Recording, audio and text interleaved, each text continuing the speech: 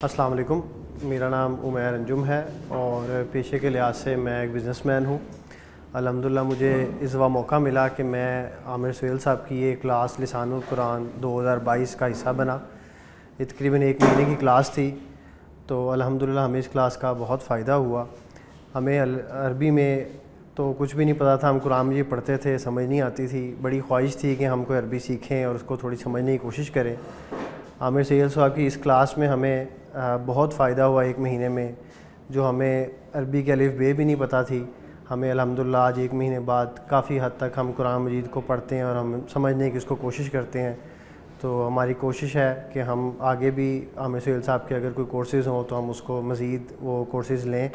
और मैं सुनने वालों से भी ये कहूँगा कि वो आमिर सुहेल साहब का लिसानुल कुरान का जो यूट्यूब का पेज है उस पर भी जाके वो सारे लेक्चर अटेंड कर सकते हैं।